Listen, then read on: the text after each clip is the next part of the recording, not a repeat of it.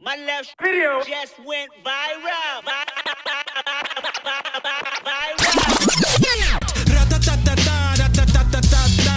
I'ma strike back and take your whole empire. Spontaneous combustion. I'm on fire. I'm on fire. I'm on fire. I'm on fire. I'm on. Hello and welcome to the Tech Disruptors podcast. My name is Darren. This lovely gentleman, my co-host, is... This is Jason.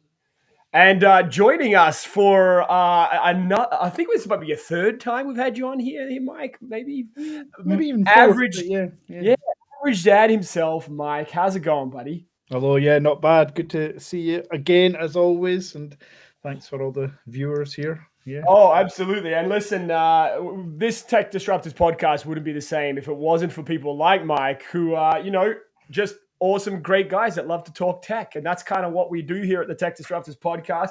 And we got a lot of tech to talk about. We missed last week. We had a little bit of a little bit busy, Jason and I. So we've got some lots to talk about this week. And I might be the only person here in the U.S. that's not pre-gaming the pre-game of the Super Bowl. This is true. Yes. Hey, just to get us started here, I know that like soccer is bigger, football here in the U.S., but it's being streamed this year for the first time in a while for free on Tubi. Yes. And it's going to be in 4K. And then I think some streaming services are going to have it in Dolby Vision and Dolby HDR, which is nice Atmos surround sound, which I couldn't even imagine what that's going to sound like. Now, I know I bring this up every year, but I got to mention this bitch-like thing that Canadian broadcast television does here. So I'm not even making this up. And for those of you who are Canadian, you will appreciate this.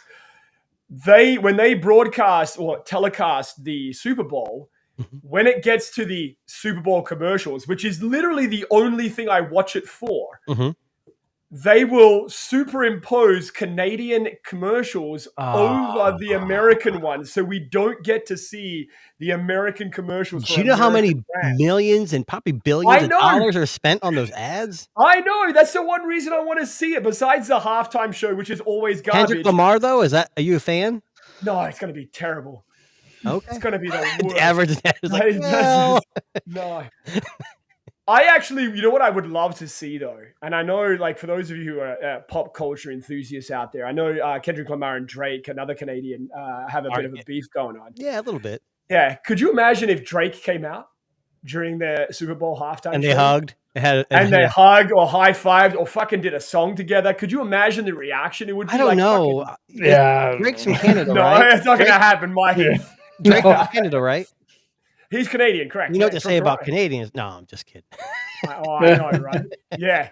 But I just think it would be an interesting way to kind of spin it. But it does drive me insane. But I'm hoping so now you say that it's on Tubi, because we have Tubi here in Canada. I wonder if they're going to do the same. But is it a regional thing? Like, do you have to be in the U.S. to get it for free? And is it going to be the same thing as Netflix when they had the boxing match that stuttered? They're saying it's stuttered the whole time? Near as big as Netflix. I don't think they're going to handle the traffic. But that's just me. I know, Mike, you're in the UK. Do they follow the Super Bowl closely there, or is that just kind of people going to bed and you're like...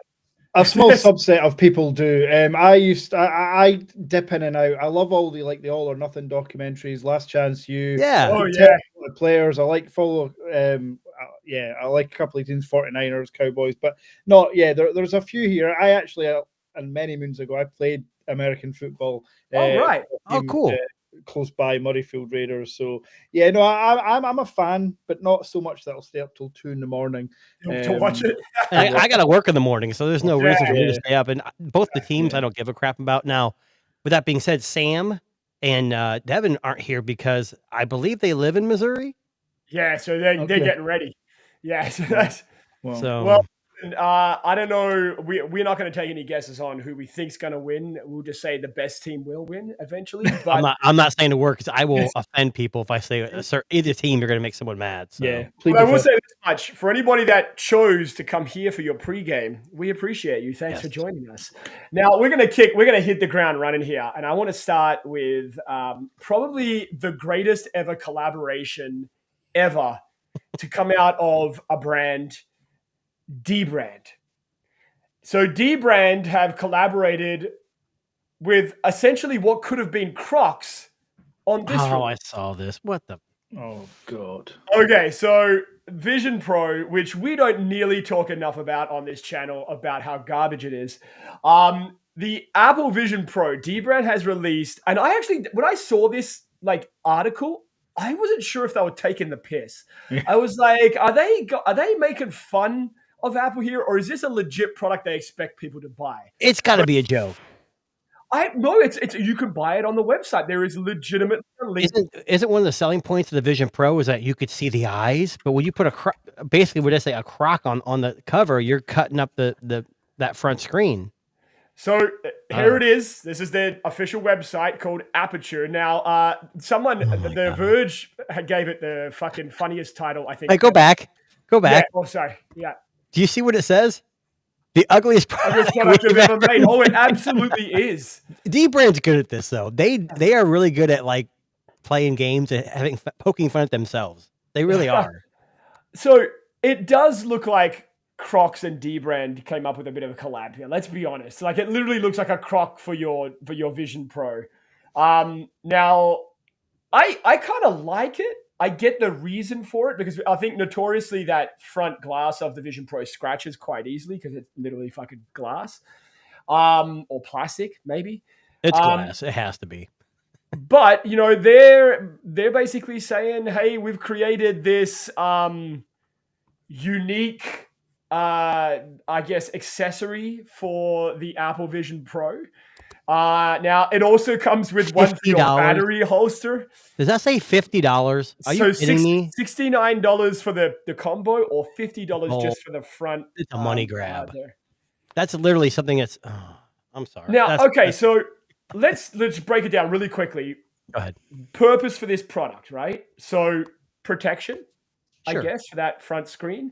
Battery pack has a holster, so you can strap it on your pants. So you saying protection? What are you protecting? Anybody who's paid $3,500 for this is not setting it down on the front, isn't putting it in a situation where you need protection. I don't understand. It's got to be just for the aesthetic, like the look. I think we're avoiding the fact that I think, well, how many tens of people actually went out and bought the fucking thing, first of all? And how many of those want to buy this ugly ass thing? Is it literally 6 people that are going to buy this? I don't understand the marketing. I don't understand the purpose of it for one. I mean, that's why it's $50. That's why it's $50. $50 too much for me. Just put a condom on it and throw it in the bin. I mean, it probably would work the same, but I mean, I think in the same breath, like when you really kind of boil down what this is for, like I think probably not the cover, but the battery holster is probably their best idea. Probably. The Apple Vision Pro didn't have like a belt clip. No, put in your pocket or something. You just put it in your pocket. Yeah. So I actually think that's a very smart idea to come up with. Here's my other issue, Darren. If they're making this for the Vision Pro, Mike made a good point. There's like tens of people that bought it. Why not do this for the Quest? Good point. There's a hell of a lot of people own the Quest. I mean, but the Quest is plastic. Do you need? I don't know. Maybe they do make one for it. I don't know, but that would make more sense and more money because people like to customize their Quest. They have, different straps and all kinds of different colored things. This would make more sense for that than the Apple Vision Pro. You're covering up the screen, which is a part of the reason why it's so damn expensive. That's my 2 cents. I don't know. So, I mean, apparently this comes from, I guess, someone who has an Apple Vision Pro. I think they did like a 3D cover. So the guy's name here was Kyle Goodrich. So he designed this 3D printed cover for the Vision Pro back in February last year. And D-Brand kind of reached out to him and said, hey, man, we kind of like what you created here. We want to bring it together. So this guy here, I'll show you the tweet. So this is where it all kind of started. Wow. So he made one of these. He was kind of doing a small run. He was selling them. He was 3D printing them and selling them from his home. And then D-Brand just kind of said, you know what? Cool idea, man. Let's do this. And managed to kind of... I wonder what they paid him.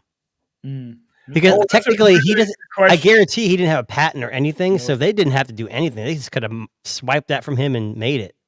Yeah, I don't know.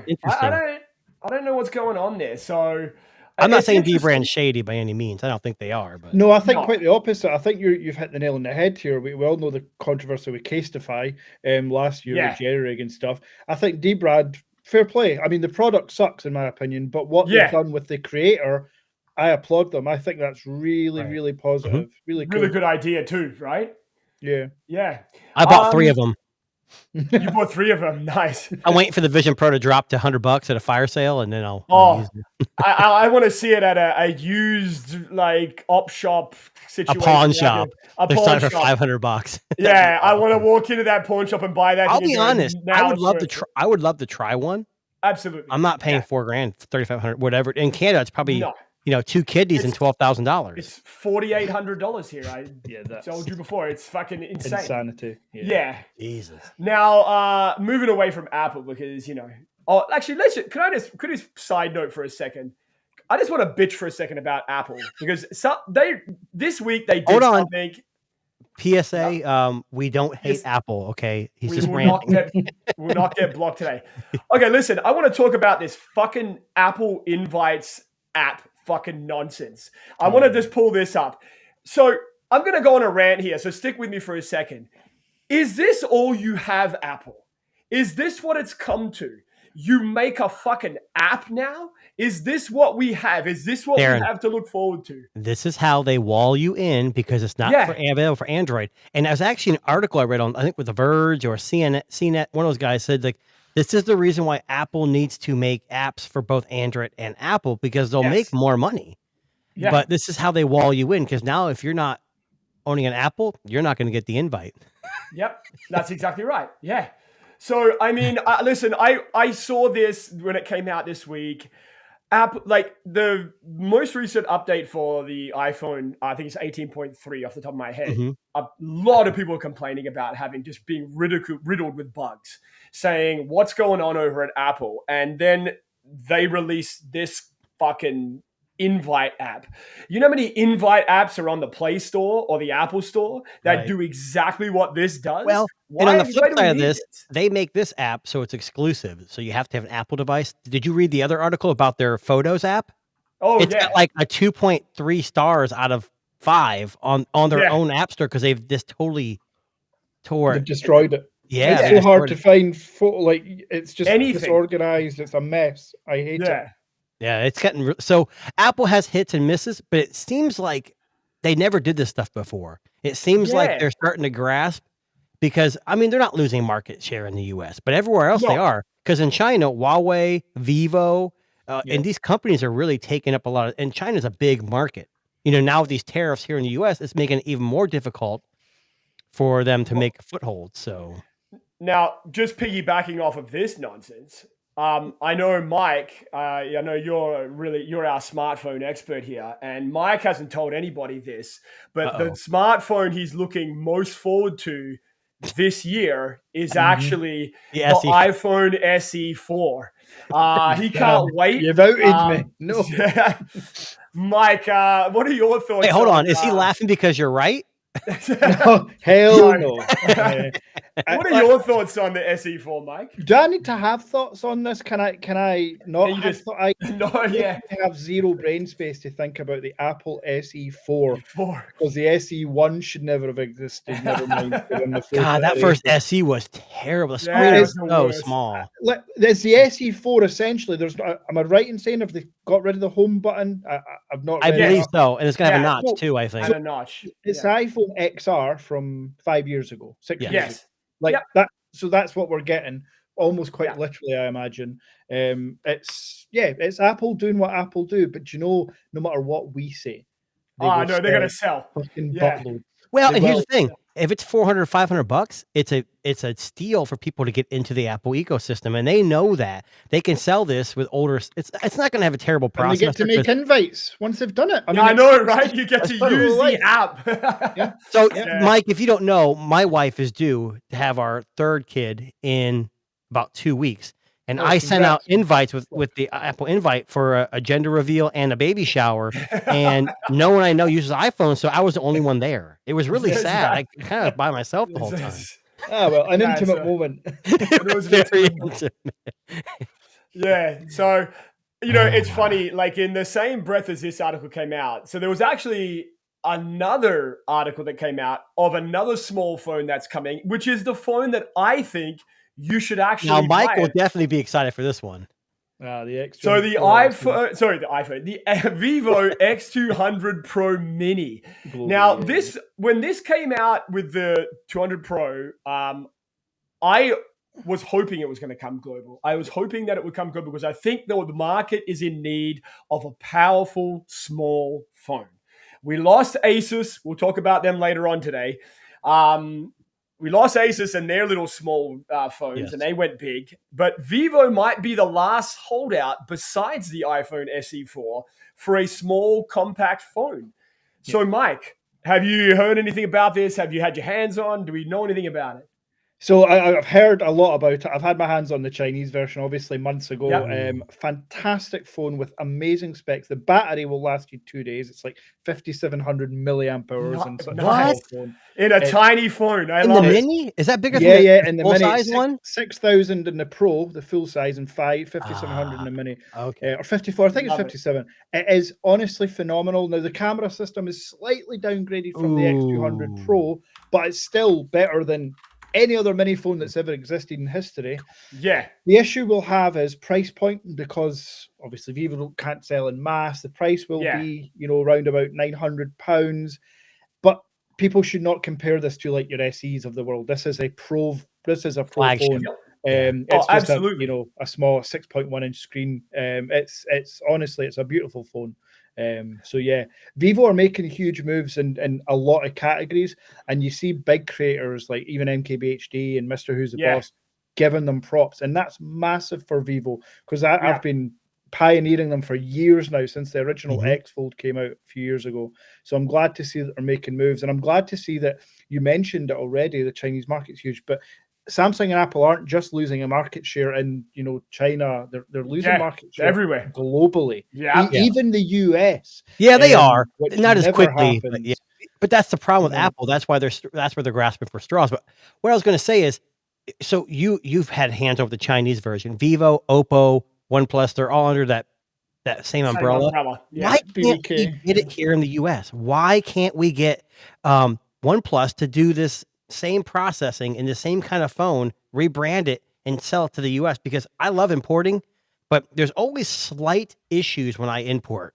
Everything usually works fine, but there's a few weird things. Like if I use the Vivo 200 right here, if I call my wife on her phone, like use it as a phone, when she picks up, the ring, that ring you hear before they pick up, it goes throughout the entire conversation, it never stops.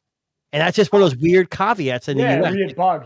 Yeah. Or if you go to, if you call if I call like a 1-800 number for help, and it has, hit one and that you hit 1, 2, whatever it doesn't respond.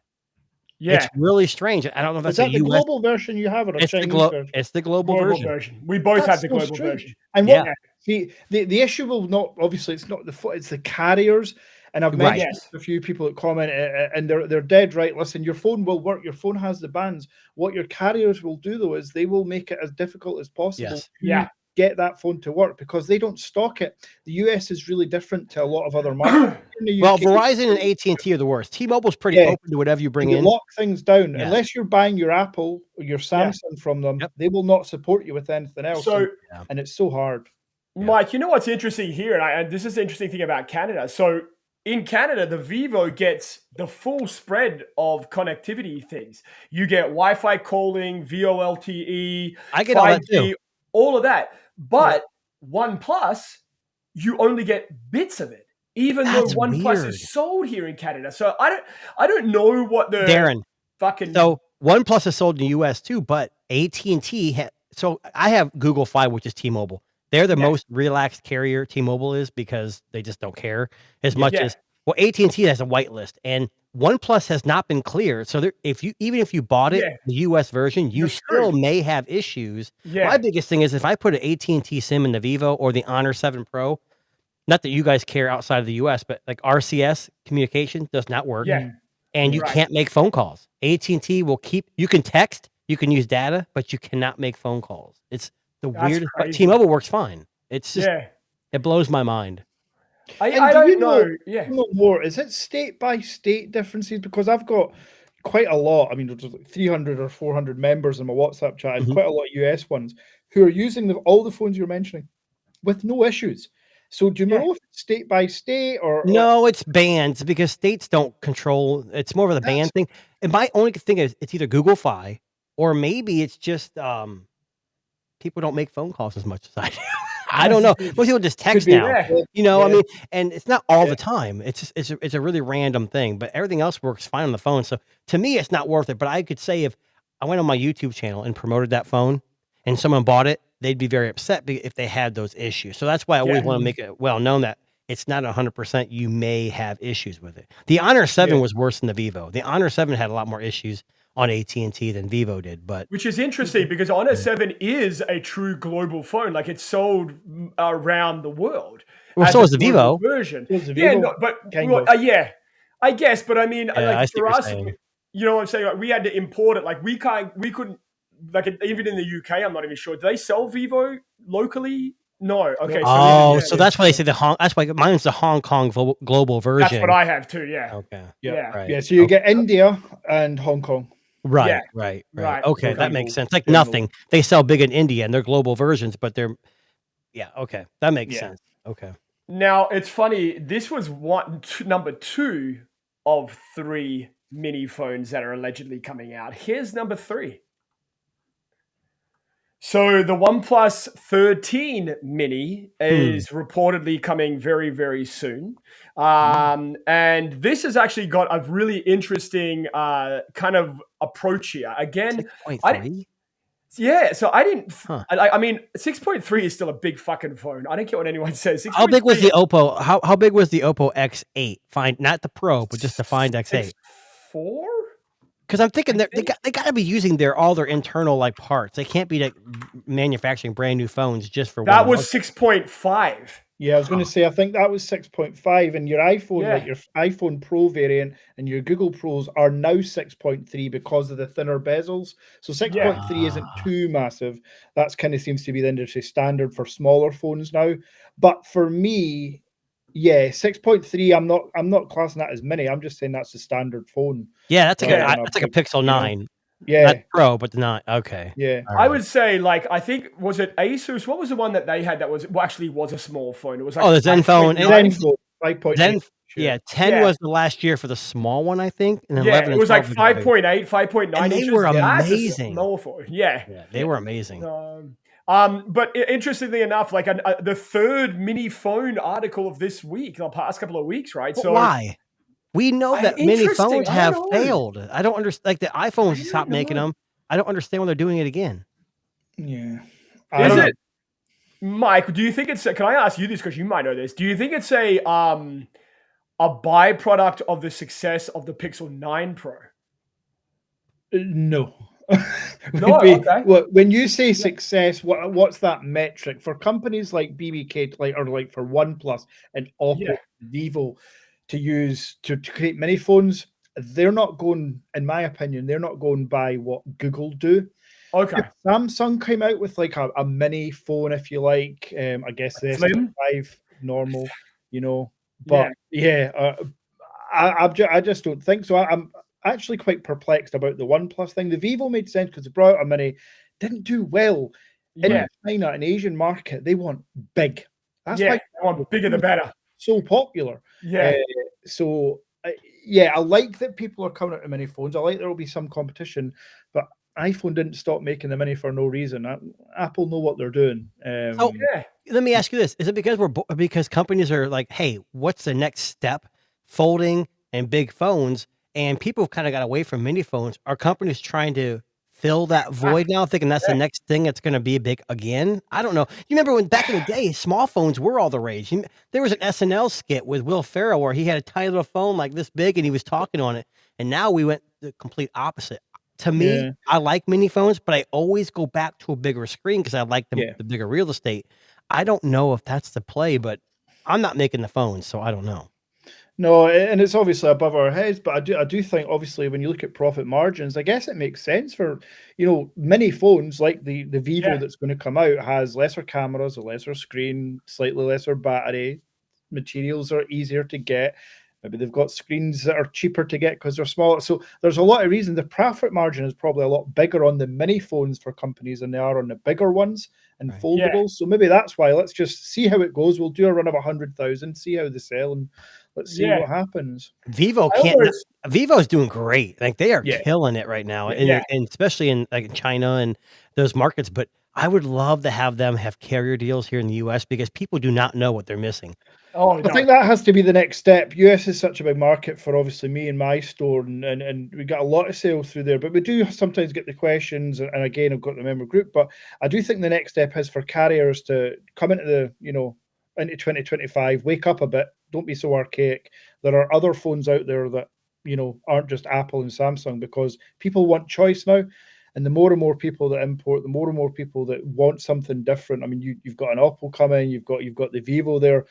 That would never have happened 2 or 3 years ago. So at some point, carriers will catch up and realize, hold on, there's money to be made here.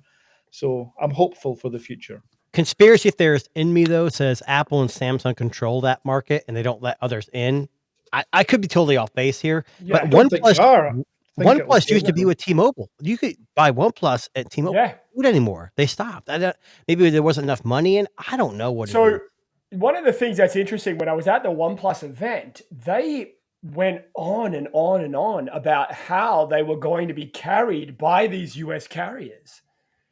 Like that was part of the marketing part of the thing. They said they'll be in Best Buy. They said they'll be on Amazon. That was part of the thing. That's huge. Yeah. Yeah. But they also said that they had carrier compatibility now, and saying that they were made. So maybe that's coming. Maybe that's like a rollout in the first quarter kind of thing. Maybe like, we don't know, but I don't know, man. Like it's one of those things like OnePlus would kill in Canada. They would fucking but here's the problem. You walk, I could walk down. I can go through my entire office building and say, hey, you ever heard of Samsung? Oh, yeah. Apple, yeah. OnePlus? Who? No one knows OnePlus. I mean, they're big to us because we know in other India might be like Motorola, that kind of stuff. Yeah. Mm-hmm. Most people I work with use iPhones, and they're like, yeah, Samsung copies us and no one else is better. And that's pretty much it. That's all they care about. I'm not saying it's true. I hate people. Seriously. All right, Mike. So I know that it's late where you are, so I'm going to get one more story and get your opinions on it, and then we'll let you head off to bed, buddy. So let's talk. Let's just flip the other side of the coin, and let's actually talk about a phone that both Jason and I have been talking a lot about lately. That's coming very, very soon, and that's the Xiaomi 15 Ultra. So, Mike, have you had? I'm going to ask you directly here. Have you had any hands-on with this yet? No. But there was a hesitation there. There was very soon. I have seen pictures from a supplier. I will have the phone very, very soon. And I mean, listen, if you've used the 14 Ultra, don't expect anything too drastic. What I like, the theme for new phones in this market is bigger battery, more efficiency. And that's what a lot of people are looking for. So I dropped a video, 6,000 milliamp hour battery in the 15 Ultra, 200 meg telephoto lens, copying Vivo. That's fine by me. Yeah.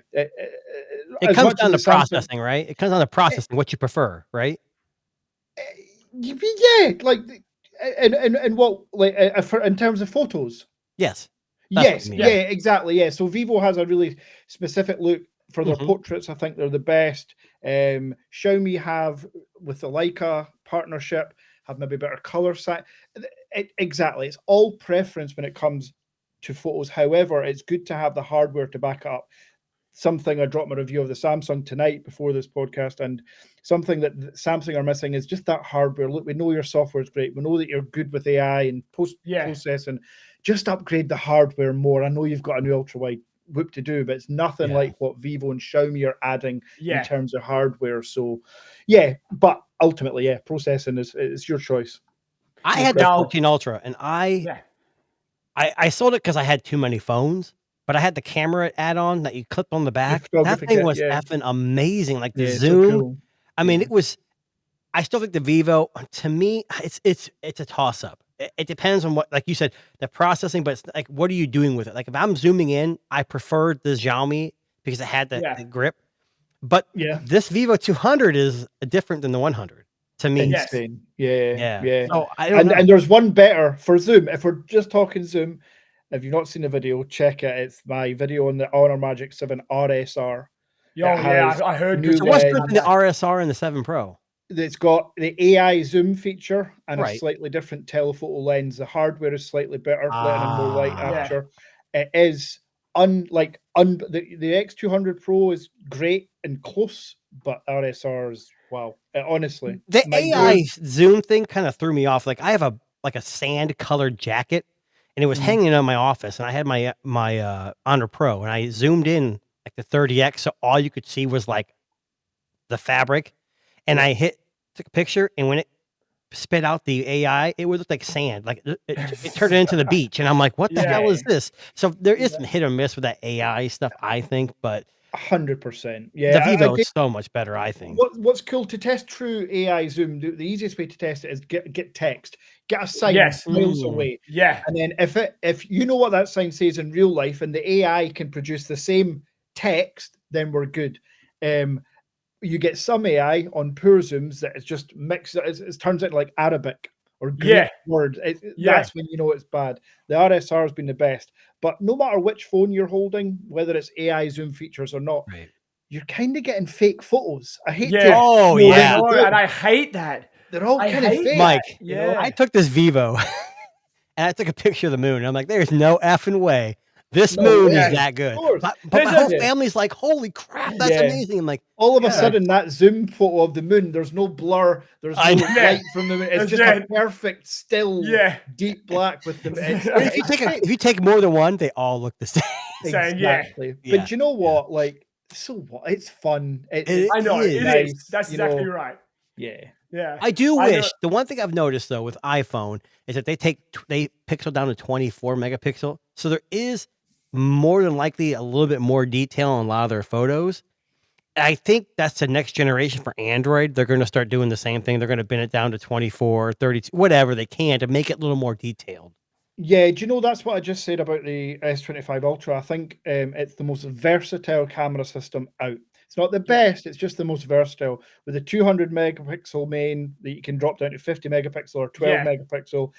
I like that aspect of things. And now they've added more photographic styles. I like to play about with that, but I think you're dead right. Now we need to focus on the actual detail of photos rather than just look how far I can go. What detail are you getting out of that? So yeah, I agree. Well, listen, our review of the Magic 7 Pro comes out tomorrow on One Cut Reviews. So check out what we said about it. I love the phone, but as I've spoken to Jason about this, the AI zoom bothered me. Because some of this, like Jason said, some of the details that it's generating just don't look right. And if there's things that are added that are not there, I think it needs some work. I think it could get better. I think if they just worked on using the AI zoom for texture instead of filling the gaps, like working on if it's a picture of a brick wall, like making those bricks look real instead of putting, stuff that's not quite there. Well, look at the S25. When you take a picture and you use Magic Erase, it's freaking amazing. Like, that's so. I hate to say that, it's better than Google, and that scares, and that's weird because Google and Samsung work so closely together. It blows my mind. But yeah, I the Samsung S25. What I like about it is it's not the best at everything. No. But it's like people don't agree with me with this, but it's the closest to iPhone that Android has. People say Pixel is. I don't think that's true. No, because I agree with you open a watch, a tablet, it just automatically connects. Just like iPhone and everything else does. Pixel's getting there, but it's not quite there. But I think it's generally good for what everyone needs. It's not the best. Like if I want a camera, I'm going to grab the Vivo. It's hands down, it's the best camera for me. Yeah. I said tonight in a review that the Samsung S25 Ultra is the best all-round phone maybe ever. Only because it's the newest one. You could say the same for the S24 Ultra, S23. The fact that it's got a stylus built in that not many people use, but it's there if you are that person that wants to use it. That's handy. The fact that it's got a huge 6.9-inch screen now. But for me, still, like if you like customization, there's no better software paired with the Good Lock app. And I know you guys have got the S25 Ultra. Have you downloaded Home Up? APK Home Up?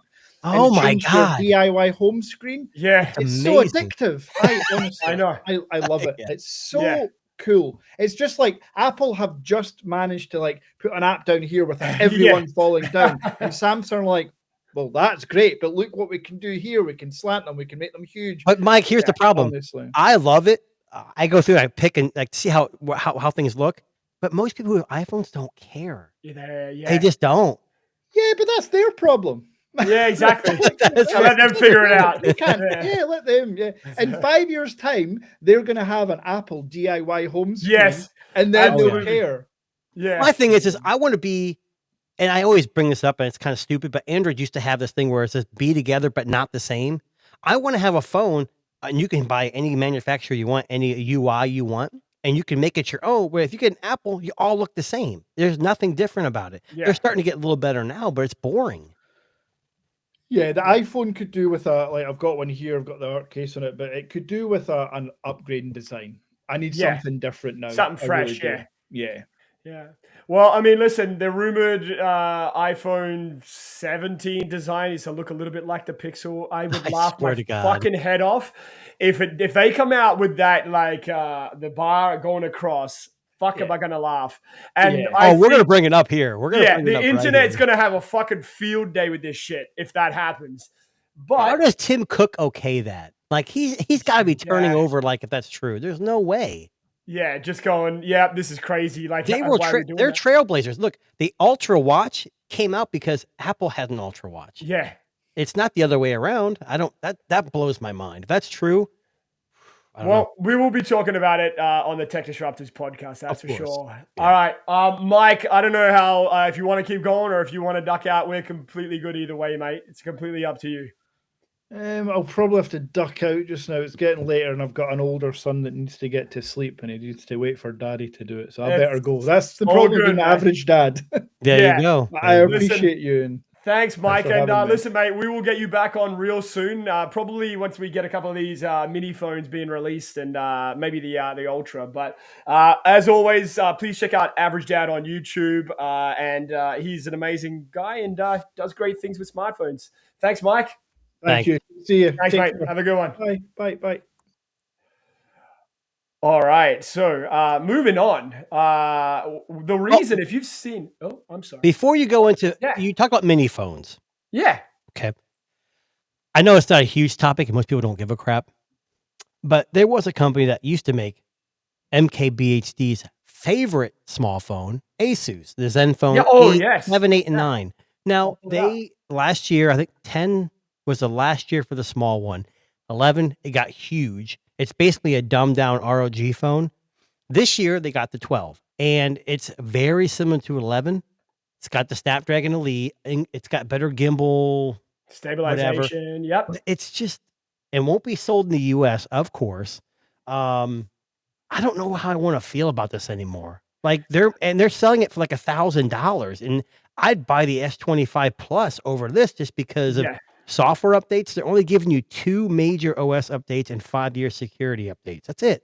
I'm going to be honest with you. I think last year we suspected that Asus was going to come to a quick, abrupt end. Yeah. I think this might be their swan song. I have a funny feeling this might be the last one. I think the ROG phone still has a place. Because 100%, but they're not their Ultra, not their and they pulled out a US market already, like Sony did, right? Yeah. Sony didn't have a foothold here, and either does Asus anymore. We'll see how it does. I think these Chinese versions do well, but I can almost guarantee that the next version of this, if they do release the 13, will not be available globally at all. I can't imagine. They're good phones, but I don't know. There's so much more out there. I know. I mean, look, if you like big phones, this is another option that's out there. But the problem is big. It's just like every other phone, right? Yeah. The part of me that bothers me about this is, like, who are they selling to then? So if it's not in North America, if they're not selling in North America more, when they had their foothold in here, they've had it in Canada too for some time. If they're not selling here, what market is Asus selling the Zenfone in? What is the selling point? They got a 3.5 millimeter headphone jack. That's about it. It's got wireless charging. It's not super fast. They got wired charging, not super fast. It's probably a 1080p screen. Yeah. Just like the ROG. It's got a 50 megapixel camera with a 12 megapixel ultra wide, and it's if it was released for $599, banger, buy that thing in a heartbeat because it's but for I think it's $1,100. It translates here in the US. It's the S25 is a no brainer with trade-in deals. You can't pass it up. You could trade anything in and get it cheaper than this. The trade-in deal I got on my like I was telling you, like they were willing to give me $500 more than Apple would to trade in for the S25 Ultra. Well, I think you get more for iPhones too, because Samsung wants to convert everybody. Which I'll be honest with you, if you're an iPhone user and you've never used Android, now's the time. I think that Samsung and Google have probably the best. I don't want to say it like just to ecosystem. The best way to just move over. I mean, and you don't know what you're missing. And again, it's muscle memory. You're going to go back and you're like, well, I don't have this and this. You do have it. It's just getting there is a little differently. That's my opinion. The Snapdragon Elite processor is killing. It's a beast. It absolutely is. Yeah. Now, can I ask you a question? Because this has been pissing me off a little bit with the S25 Ultra. So I have 8 fucking billion cases, like from companies that have been sending me for this phone. Okay. I don't have that many. No. Have you noticed that taking cases on and off this phone is a pain in the ass? Okay. So it's funny you said that because I posted on X. Now I have the Honor 7 Pro and the Vivo. I can't remember which phone it was. So you've heard of Pataka, right? Yeah. Or how do you say it? So Dan, one of our regular guests on the show, he bought a Pataka case for his, I want to say the Honor 7 Pro or the Vivo. I can't remember which one it was. And I posted a picture of the same exact case from AliExpress for like $7. Okay. That Honor phone, I could not get that case off. I thought I was going to have to break the phone to get it off. Now, I bought, this is it's a name brand case. ESR? ESR. Yeah. I love ESR. Yeah. And I don't know. Has the MagSafe? Yeah. It pops right off. Yeah. Okay. So it's a little more but yeah, I had trouble with the Honor 7 Pro. Yeah. But this one, that's the first case, only case I have. I don't get companies throwing cases. So I'll give you an example. Like if you, I've got, right now I have a ring key case on it, which just pops off really easily. Right. But if you put on anything that's a little slimmer. Yeah, don't say any brands because you might I won't say any brands. I'm going to say, but if you put on something that's a little bit slimmer, you're fucking out of luck. It's fucking impossible. And that's what I think it is with the. Yeah. So I think it's not just like the ESR. This thing is amazing. It came right off. I like the clear cases because I want to show off the, obviously the color. 100%. Yeah. But like this. Oh, I mean, that's the best case that's ever been made. I listen, I'm going to tell everybody right now, this Melco case is MELKCO. Yeah, I don't think if it comes up on the screen. Yeah. That case, that if you can find them on AliExpress, this genuine leather snap-on case for the Vivo is, and it's not just for Vivo. They sell it for iPhone, Samsung. It's a little worn. It's hard to see. It's a little worn, but like I'm covering up this beautiful blue color. Yeah, I know. Like I know. And you bought an orange case? You paid money for your orange case? You know what? I bought. You wanted a color. Well, no, I just bought like 10 cases, and they're like $7 on AliExpress. I didn't even care. The only thing I've noticed is that this has got the ring in it for. It doesn't have that. That's correct. Yeah, you got to add that yourself. It does. I think it does. I don't think so. Mine doesn't. If yours has one, maybe no, it does. I'm sorry. Yes. I got so many damn cases I can't remember. I know. So most of them, like I got a couple with the ring in it for the Honor Magic 7 Pro, and the magnets are terrible. Like they're just terrible. Now the one from ESR, these things are strong. They actually sell the ESR rings separately, so you can stick them onto other cases. I just actually bought a pack just before we started today. Yeah. Interesting. Now, I will ask you this. I wonder if you know this about the Samsung S25 Ultra. So the Samsung S25 Ultra has QI2 wireless charging, but only if you have a case that's approved for it. So I have 100 cases. Not one of them is QI2. Believe it or not a single one. I don't think the ESR one is either. I don't know. But Spigen does. So I just bought a Spigen case that has that standard. Sorry. So that you say Spigen, right? Or No. That's how I say it too. I forget the girl's name. I was watching some chick. She's like, I'm going to DM 100 companies and get tech products for free. And Spigen sent her a box of like $1,000 worth of cases. And she said Spigen the entire time. I'm like, oh my God. You not only got this for free, you're saying the name wrong. Like saying it wrong. It was cringeworthy. But anyway, so if you do have the Samsung S25 Ultra, check out Spigen's line of cases. I just bought one. It was not cheap. But having said that, I want to see how much faster it charges wirelessly because in my car, I have a QI2 wireless charger. See, I don't have any QI2 wireless chargers. I got mine. I just bought it off Amazon. It wasn't expensive. It was just oh no, I know. Yeah, but Spigen does support it. So why won't? See, that's another thing that drives me nuts. Why can't Samsung just put the damn magnets in the fucking phone? I think it's too thick. I think that's the issue. I think there's a but thickness. Apple used that excuse for a long time for wireless charging. OnePlus did it too. They did it too. You can only have the fast charging with their cases.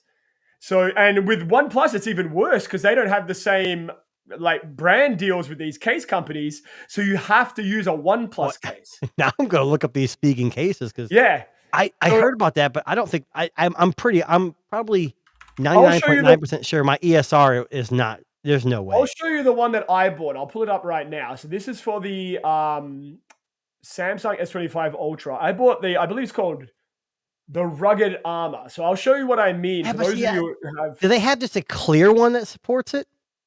There is a clear one. So this is the one that I bought. But if you don't look really carefully, you're going to see that like a lot of the time, like why isn't this not scrolling? There we go. So this fast wireless charging enabled, that's what you're looking for with these cases because otherwise you're not getting. What's it say? How do you know? Fast wireless charging enabled. So that means it's activating the QI2 chip that's within. Now I'm just kind of scrolling through to see if it says it somewhere in here. It does somewhere. I don't remember where I read it, but so interestingly enough, like if you don't have the case, you're not getting maximum wireless charging speeds from the S25 Ultra, which I think is crazy.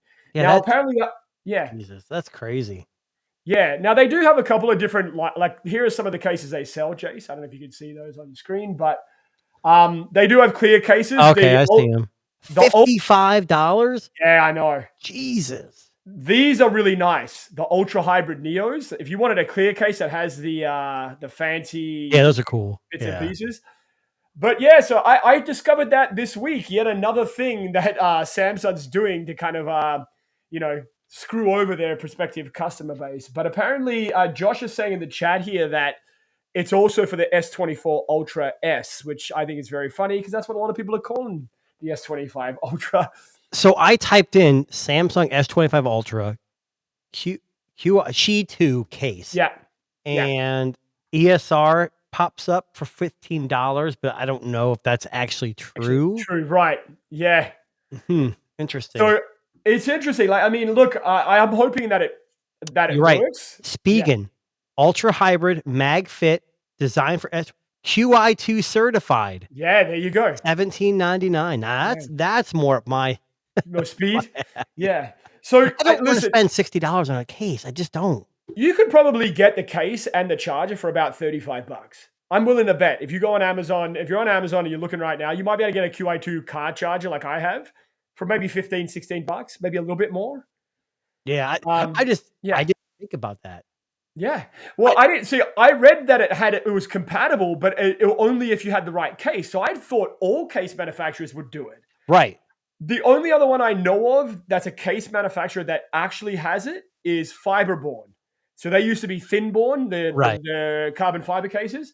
They're the only other company that does it, but their case is like $80 or $70 or something. That's crazy. So check out Spigen. We're not a sponsored podcast, but no, I love Spigen stuff. Yeah, I used to get we would love. Yeah, I've worked with Spigen a little bit over a few couple of years now, and sometimes I get cases, sometimes I don't. But Spigen, if you're listening, and anyone that's watching our podcast, reach out to them. Let them know the Tech Disruptors podcast. We'll absolutely review every case you have. We both have the S25 Ultra, but let's not sound desperate. Can we talk AI for a second? So we didn't get we didn't get a chance to talk about this last week about DeepSeek. So DeepSeek AI quite literally set the tech world on fire last week and this week by releasing an AI assistant or service that allegedly is better than all of the other ones that are out there. But what is a little crazy is that how fast they managed to come to market, because this less than what I think 6 months ago, this company like didn't exist. Right. And then all of a sudden, bam, it's the top app on the iPhone App Store. Yeah, but I've heard some issues like it's not very accurate. I could be wrong. I never used it myself. Yeah. Well, I mean, a lot of people are curious, I want to say. So like a lot of people are saying it's their R1 reasoning model especially has left a lot of people very impressed by what it can do. So this company basically came out of nowhere. So it was developed for under $6 million, under $6 million, and it offers performance that's on par with the latest from Claude and ChatGPT. How? I don't know. Whose technology did they steal to make this happen? Like most of those other companies that we know, like ChatGPT, OpenAI, Claude, all those ones have been at it for years. Yeah, but do you think that DeepSeek just kind of jumped on the tail end, rode the coattails, and kind of, because I've heard that they're using NVIDIA chips, and I mean, and they just spent a hell of a lot less money. Where Google, and all these other companies sunk billions, and DeepSeek's like, hey, we just found an easier way. I mean, I don't know. China's our biggest competitor here in the U.S., and people don't like to see this, but I look at this and say, look, we need competition. So I'm okay with it.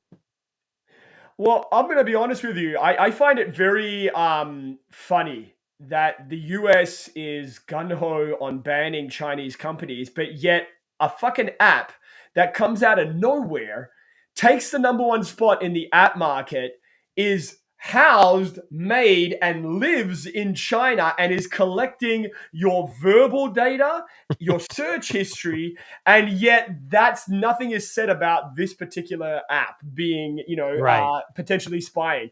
Just to give you an idea of just how ridiculous that whole, Trump, TP-Link, what was the other one?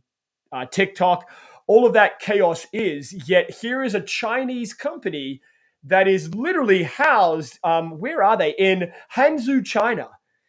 It was launched last year. Like, I don't get it. I don't know. Like, apparently, so here is the stories of DeepSeek, Jason. This will give you a little bit of context. So Liang Wenfeng, who launched the company last year. Say that name one more time. Liang Wenfeng. You like that? It's pretty good. I know. That's really good. I was impressed. Yeah, I was impressed. So apparently, to develop the tech of DeepSeek, he stockpiled NVIDIA A100 chips prior to the US export ban and paired those with less powerful chips that could still be imported. And then he somehow managed to fucking conjure up this fucking DeepSeek AI app that is now better than everything else. Is that all it takes? Because I will go buy 1,000 NVIDIA chips right the fuck now and house them in in my basement here and just go from there. I think it takes a little more than that, but you're right. It proves to the point that we need competition, and that it doesn't have to be overcomplicated. Like Google, ChatGPT, they're amazing. I've never used DeepSeek, so it's hard for me to say, oh, it's worse or better. I don't know. Yeah.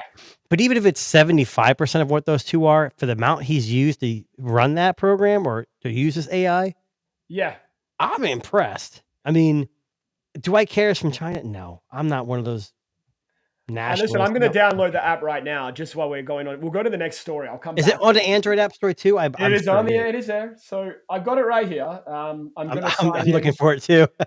I'm going to sign in with my less used Google account. Just why? What's wrong? What could you possibly be worried about? Now, I don't know if you can speak to it. I don't know. Maybe. Okay. Who are the tech disruptors? They're like, who the hell is this? So yeah, I'll agree with you. I'm going to sign with my least used. Yeah. So it's literally spitting out a lot of information. Holy and crap. I don't know. I mean, we're not that popular, but I'd like to think we were. It's still going.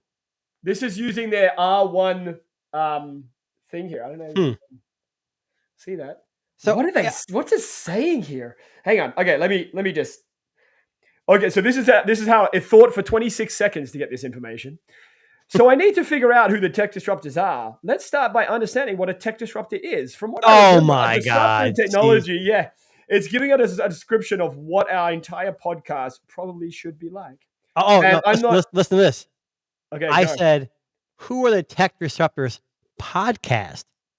Right. As of my last update in July 2024, there isn't a specific podcast titled Tech Disruptors. This is a wide that is widely recognized. Wow. Okay. Well, thanks, DeepSeek. You fucking broke my heart. For those of you listening, please spread the word. I want to be relevant, and I want to be on DeepSeek's radar. I mean, if we're not on DeepSeek's radar, we're nothing. Honestly, that might be my favorite answer that I've heard from a chat thing. Now, one final story, Jason, and this one actually really got me thinking that we might be in trouble. So Meta is in a little bit of trouble.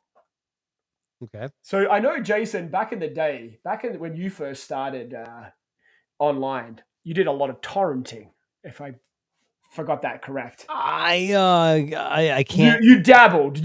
Well, I can't confirm nor deny that. Correct. But okay, sure. So Meta this has just come out, I think today or yesterday, sorry. So Meta used torrented, pirated, copyrighted books to train its AI models, and they've been caught red-handed. They got to save money somehow. It's expensive out there. So basically, a series of emails have been released, basically between these, developers at Meta, talking about downloading illegally copyrighted material to train their AI models. Now, what gets interesting about this, and I'll just kind of see if you can see this. So this is a lawsuit that was filed by some writers and right holders against Meta. That apparently they've obtained internal company emails in which Meta employees openly discuss torrenting well-known archives of pirated content to train its models. So, like, jeez, 81.7 terabytes of data.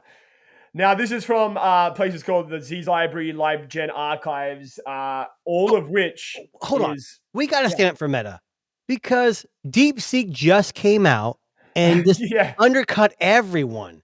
So Meta's got to find a way to, cut. They're going to be competitive. All businesses do this. I mean, I'm not saying torrent data, but they all cut corners and make compromises to make a better product at the end. So, Darren, let me ask you: are you okay with them using torrented books? Even though I know it's the same book they could have paid for to look at and use this hour. What are your thoughts on this? I'm not saying are you for torrenting? I'm saying in this situation for AI, is this something Meta should be doing or should not be doing? Like, so if we look at the dumb other question, I guess. No, but if we look at the alternative, which would be stealing our data, I think torrenting might be a better option. I know that sounds crazy. The only thing I can think of is people, if you're buying something, you're helping that person who produced that information. Whereas torrenting, you're getting it for free. And Meta, as big as they are, is as much money as they bring in. They're not poor by any means. They have the means to do it. That's the only thing I can say is like, look, you might hurt your bottom line, but if it's going to make your AI better and make it more like, I'm not saying DeepSeek does this, but what if DeepSeek comes out that most of their data is being stolen? I'm just saying we don't archive. Right. I think Meta is. They know better than this.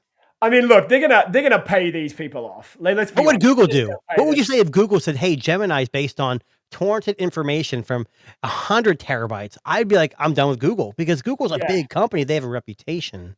Now, it's funny. The quote that's in one of the emails is the same thing that I said, that torrenting from a corporate laptop just doesn't feel right. But I listen, I think, again, common sense prevails here. Meta, you got in trouble here. You got caught red-handed. Pay the fucking writers, pay their copyrights, pay the bill, and just the problem is Meta, Google, Apple, they're all too busy, snuggling up with Trump to make sure those terrorists don't go there. Yeah.